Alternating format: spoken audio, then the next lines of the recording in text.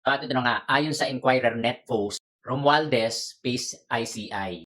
Former House Speaker Martin Romualdez appear at the Independent Commission for Infrastructure ICI, Port Bonifacio, Taguig City on October 14, 2025 to attend hearing on alleged flood control project anomalies. Romualdez said he is willing to publicize his statement of asset, liabilities, and net worth SALN should the ICI inquire it. Isa yan sa dahilan kung bakit nagbitiw sa pagka-speaker si Martin Romualdez.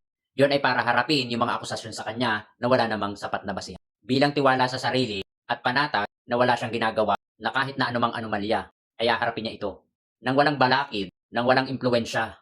Kung tutuusin, hindi naman dapat talaga sinasagot ni Martin Romualdez yan. Bakit? Wala namang mga dokumento na nagsasabing siya ay involved dun sa korupsyon. Walang matibay na ebidensya. Pero mas minabuti ni Martin Romualdez na magbitiw sa pwesto sa pagka-speaker para sagutin yung mga akusasyon sa kanya na wala namang basihan. So sino ba ang dapat nating paniwalaan? Yung taong inakusahan na handa mag-sacrifice ng kanyang posisyon para sagutin kahit wala naman itong katotohanan at sapat na ebidensya para magsabi o mag-connect sa kanya sa mga anomalya. O dun sa mga taong nag-aakusa na kahit mismong issue nila hindi nila masagot. At para bang gusto pang ibintang sa kanya. Ang taong malinis ang konsensya, handang humarap at magpaliwanag. Hindi katulad nung iba dyan, tago-tago lang, so yung keep safe and God bless, mag-ingat sa fake news, bati-bati tayo, wala away-away.